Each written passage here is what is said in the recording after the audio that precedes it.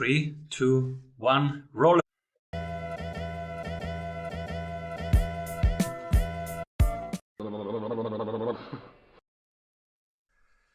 Welcome back, everybody. I'm Simon Severino, your host, and today we explore with high performance coach and former director of performance for the New York Yankees how to develop champion habits, tactics for installing new habits, how to break the old ones that don't serve you, why you need a game plan, and the power of coaching. Welcome, everybody, Coach Dana Cavalea. Thank you. Thank you. So cool to have you here. We are in New York today with you, and you are a New Yorker with a farm. Can we start there? Yeah, well, I preach a lot about finding something outside of your work when I coach CEOs and executives, and I say if all you do is work, that means all you're going to think about is work, and eventually you can get quite stale. So, for me, last year my wife and I we went on a little trip outside of New York City, and we found a beautiful 130-acre cattle farm that we found quite a bit of love for and interest in. And we made an offer, and we ended up getting it. So now we have 45 head of cattle here. We have 40 pigs, 40 chickens. 40 seems to be the magic number. And we are learning to become part-time farmers in addition to coaching. So it's I a love it. lot of fun. And it's a lot of chickens, 40 chickens for part time. How do you organize that?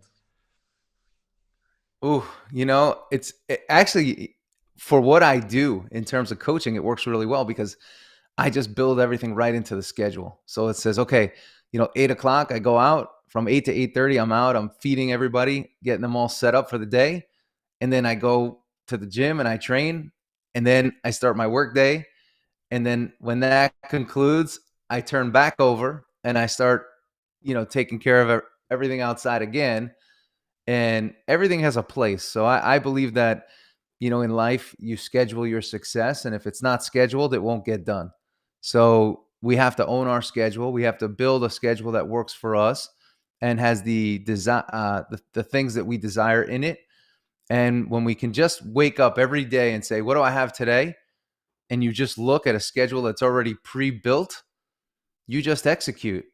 And it's actually a lot easier than saying, well, what do I have today? Should I do this? Should I do that? There's no should ofs or should I. It's let's go. And here's what I have. So it works pretty well that way. And here we are, the schedule of the champions. You are the former director of performance for the New York Yankees, and Yes. you were creating that for them. Tell us what was Yeah. your role, and how does one coach the Yankees? Yeah. Yeah. It's very interesting. When you coach and train some of the top talent in the world in a particular sport that's been handpicked from literally all over the world, you have to ask yourself, hey, what is my purpose here?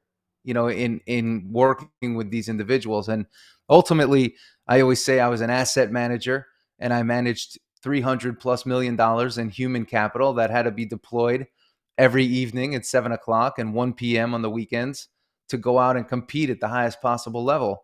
And that was my job, is saying, hey, if somebody needs something physically, if something needs something mentally, if there's a habit that we need to develop or change, well, that's what I do. And that's what I do for executives now. I do for professional athletes still, but I did for a 12-year period with the New York Yankees. It's all about performance optimization. It's finding where a player may have a particular weakness that they know of, or maybe they don't know of, and then coaching them through with tools and strategies to help them optimize their performance. How does one day of a Yankee athlete look like? Huh.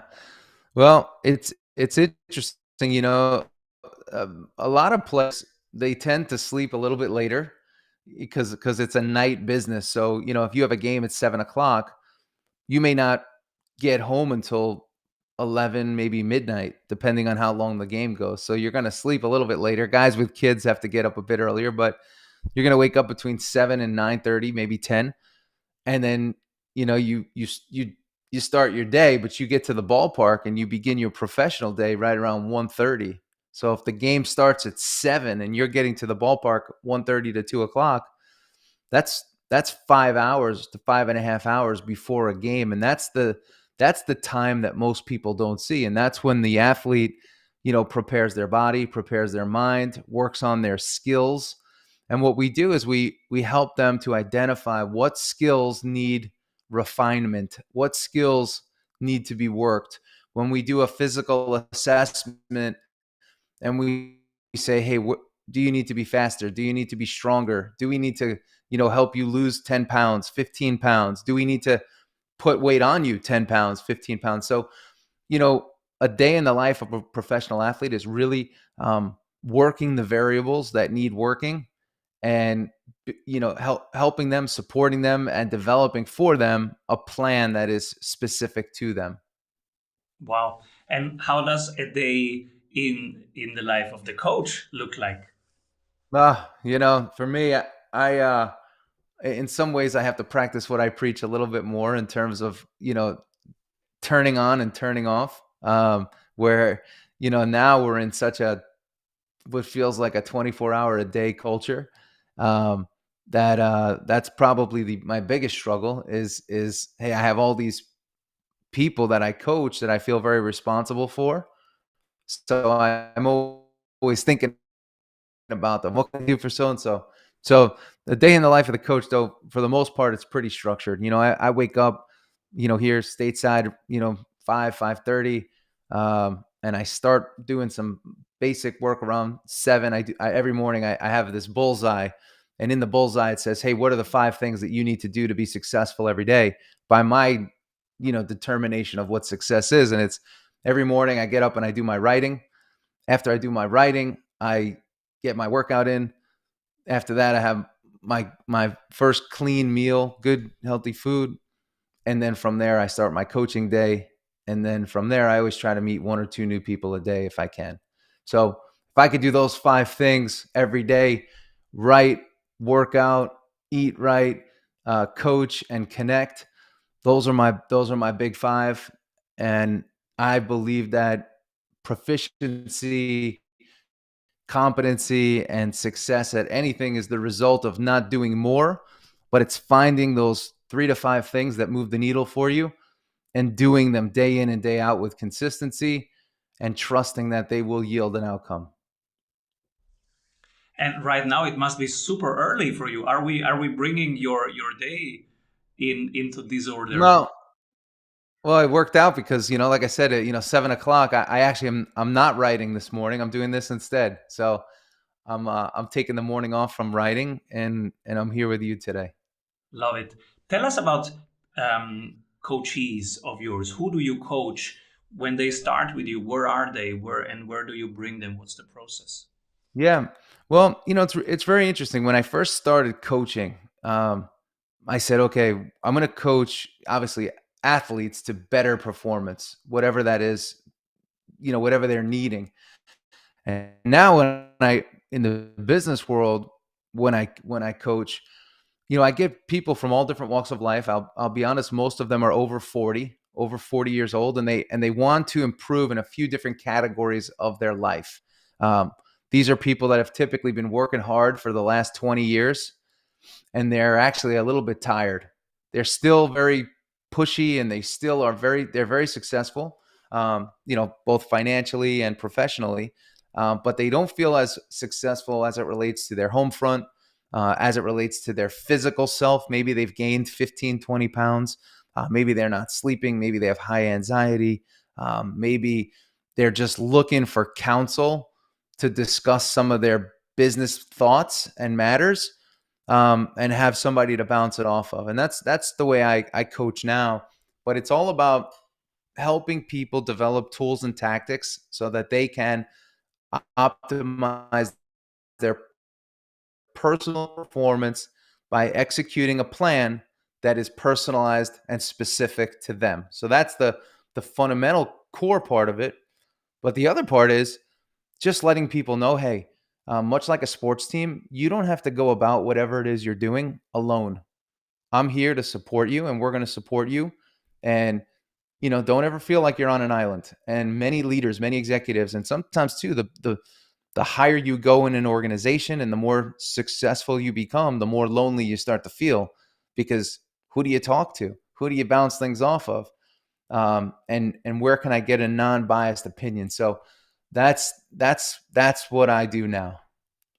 Oh, I love it. And this being on an island, this is really something that I felt during the lockdown. Even if I'm very connected because of the podcast and all of these things, I meet a ton of people per day, but still my topics as a CEO, sometimes they are really tricky topics, like, I don't know, legal topics, growth topics, Mm. etc., mergers, etc., that I don't have so many people to discuss with. And where I Yeah. try to protect my direct team sometimes from the direct topic, and afterwards, when I've worked it out, when I've solved it, then I let them in. And Yeah. so I had the same situation, feeling like an island. And this is when I started my mastermind. I asked my favorite people, hey, do you want to be a think tank that meets every 14 days? And that has become our mastermind, which is now 64 of us doing Yeah. that every 14 days. And it is so important. I'm It curious, is. how you connect now during this specific period? Is it, do you coach people via Zoom, via phone? Do you send videos? How do you practically do it? I, yeah. So actually do a bit of everything. Whenever I write and whenever I produce any content, I actually don't produce it to become mainstream, where it's saying, hey, how many followers can I get? Or how many um, likes can I get? Or how many, how much, can I get off of this? Now, I'd be lying to you if I said, well, how did everybody respond to that? But the truth is I produce content for those that I work with, and I put it out there publicly, but I create everything as a resource. So I'll bring it all full circle here. But you know, I started coaching via Zoom before everybody was even on Zoom and before most people knew what it was, because I started to have clientele all over the world. I couldn't fly to Switzerland. I couldn't fly to Los Angeles. I couldn't fly all in one week. So this became the medium of choice, Zoom. And alongside that, I do have some clientele that say, "Hey, coach, I don't want to be on Zoom. Let's check in, so we could see each other, and then we actually hang up the phone and call each other, and we do just an old school phone call." And I have found that people feel really comfortable with that. And in between, we'll shoot text messages to each other, and I believe in a big, a coaching family atmosphere. It's more family as opposed to client coach. So I break down a lot of those barriers that exist, and it becomes a very personalized process. And as I work with people and I hear common themes of what it is they are dealing with, I then produce, whether it's a podcast episode, whether it's a YouTube video, or even written content, to help them understand what it is they're dealing with, and even provide them tools visually through audio or something that they could read. Powerful. And you have some favorite tools that you use and that are helpful to your clients. For example, I heard your bullseye model. Uh, Yeah. what are Yeah. what are some tools that work well for you and for your clients? Yeah, well, three of my favorite tools are, yeah, number one is the bullseye, because the bullseye keeps you centered. And if you focus on that bullseye, and these are the 3 to 5 things that you've identified that are income producing and happiness producing activities, IPAs and HPAs, you will stay centered and you'll stay focused. And what it allows you to do is say, hey, I'm feeling a bit overworked. I'm feeling a bit all over the place. And you always have to use the bullseye to pull yourself back to center. So that's the whole idea behind your 3 to 5 items, actions, and activities that are in that bullseye.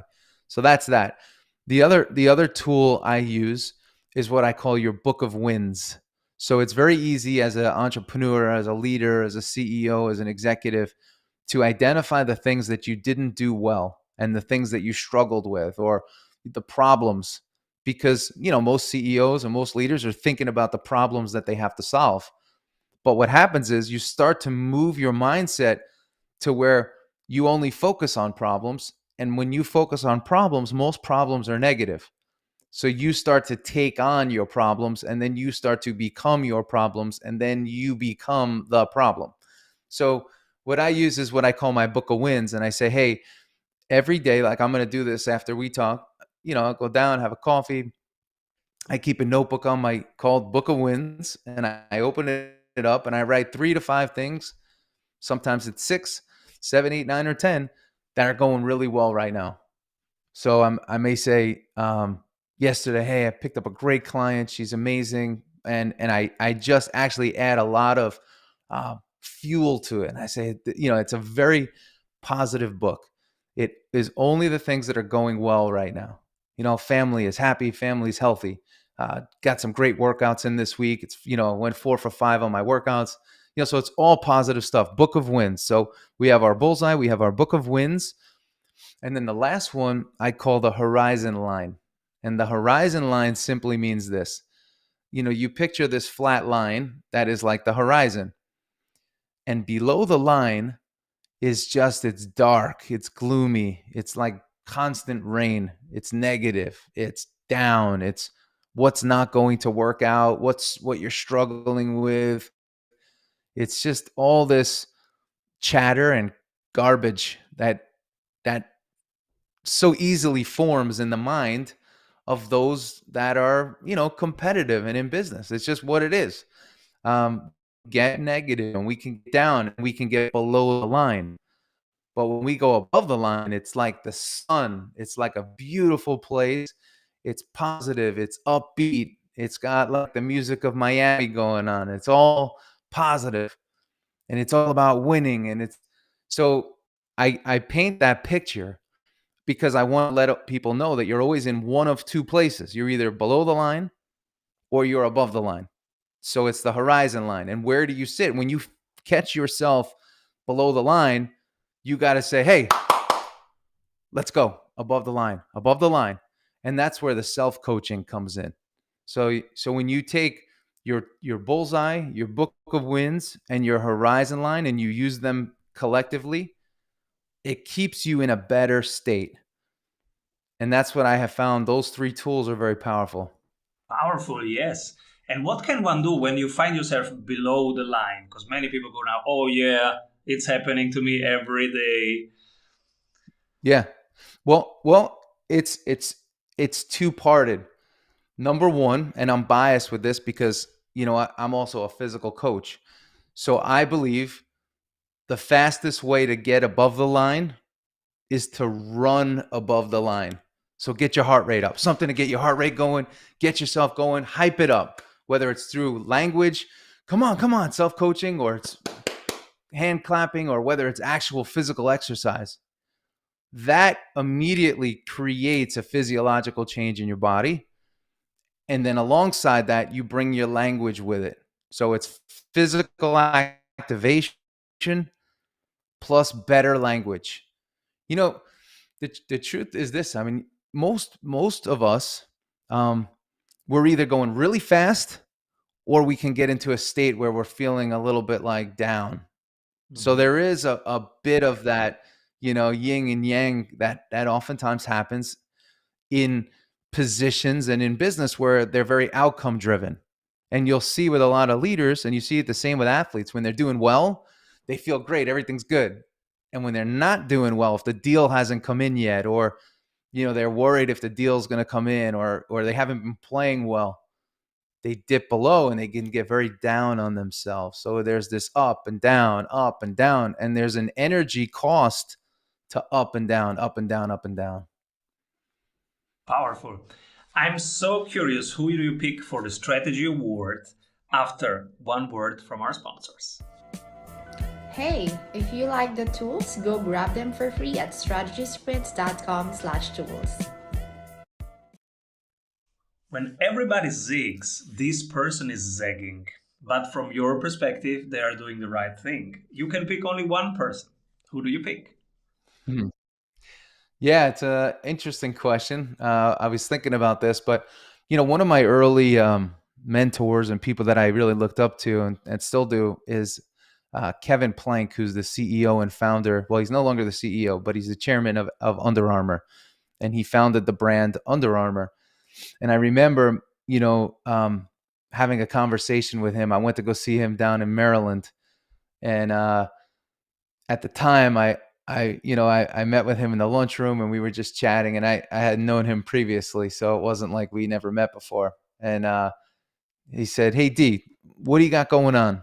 What are you up to right now? What are you doing?" And I said, "Well, this was at a time where I wanted to open these training facilities that would expose, the general population to learning how we train and develop athletes." And I said, "Well, I'm going to open these gyms, and I'm going to open them, my own facilities, and I'm going to open them in hotels, and then I'm going to have my own equipment line." And I started giving him these like 5 or 6 things. And he said, "Oh, that's great, but what do you do?" And I told him the same things again. And he said, "No, no, no, no, no. Like, what is it that you do? Like, what is it that you do? And what is it that you want to be known for?" And that's when I said, like, what do I do? I coach people. Like, I'm a coach. That's what I do. And he said, "Okay, now that you've established that, like, how are you going to do it?" And at the time, I was trying to do all of these things, thinking that more was better, and I could do this and I can do that.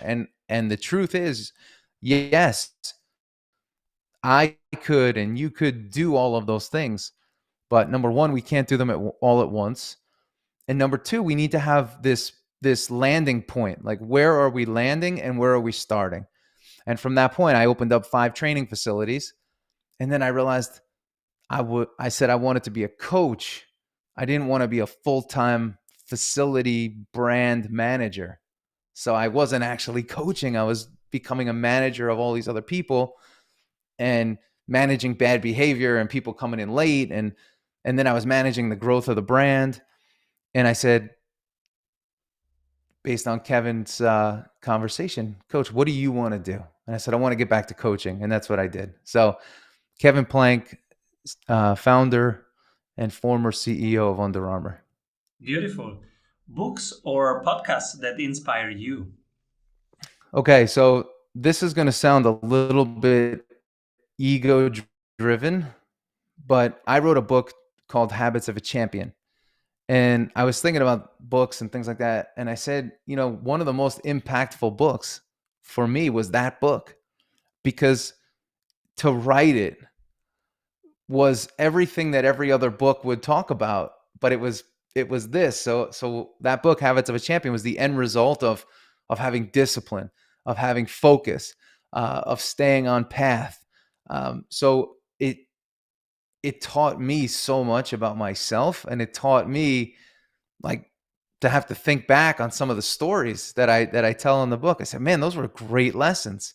So that was my first book. The second book is, I wrote What to Say When You Talk to Yourself by Dr. Shad Helmstetter, and Dr. Shad's a great guy.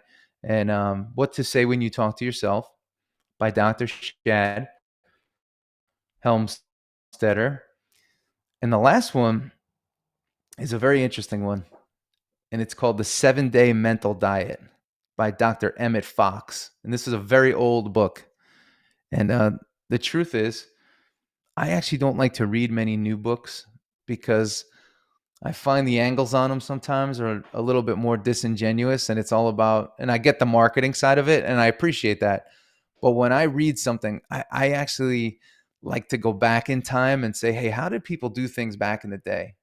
And what's so interesting is that we all think that we're so unique, but people have been dealing with the things that we deal with for 100 years.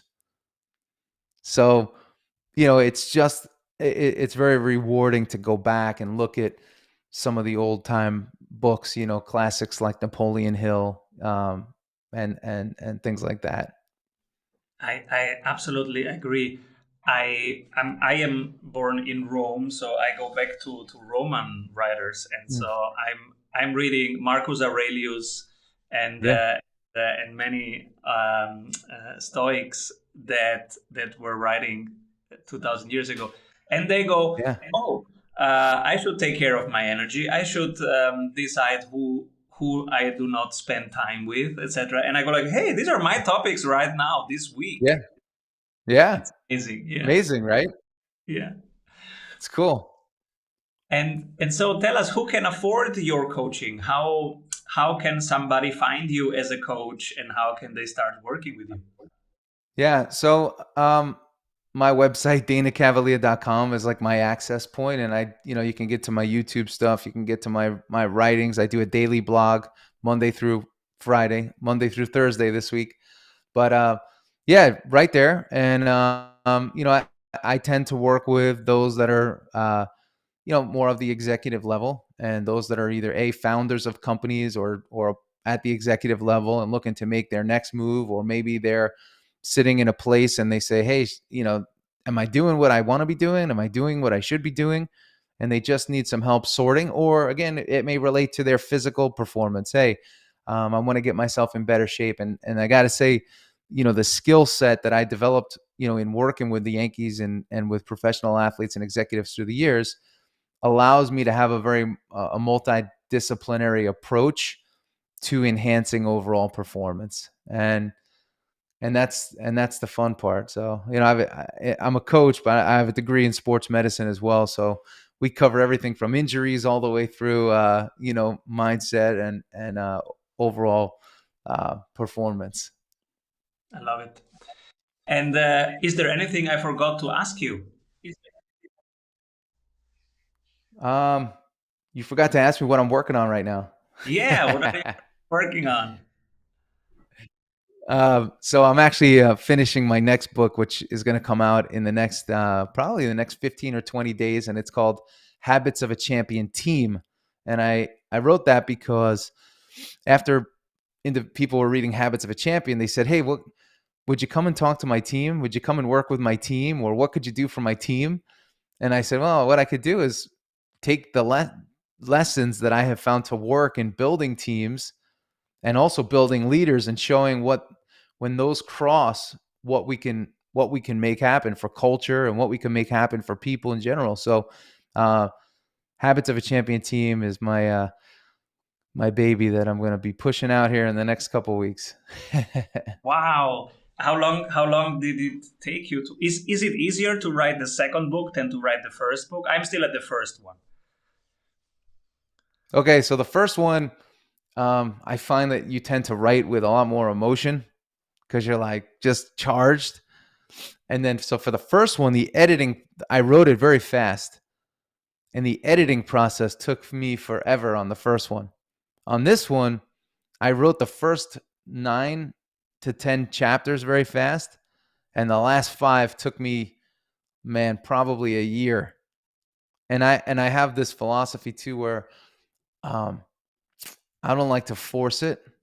So if it doesn't come, then don't do it, because your message isn't gonna be what you want it to be. So one day I sat down and I just banged out the last 5. It just came to me, bang, and then it was done. And now we're moving through, and I actually have a few more books that I started along the way before I finished this last one. So which again goes against my philosophy, where it's, hey, if you're going to start something, finish it.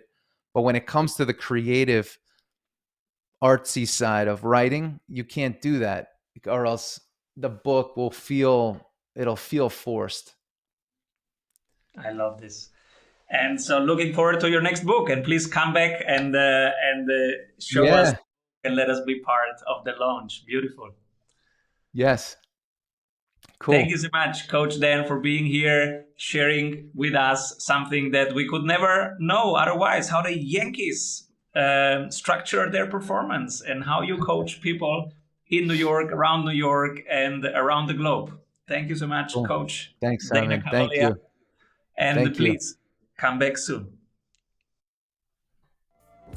Avoid trying to do thousands of things that doesn't work. We have 274 templates for your business success. Reach your ambitious goals with one-on-one sprint coach. We double your revenue in 90 days.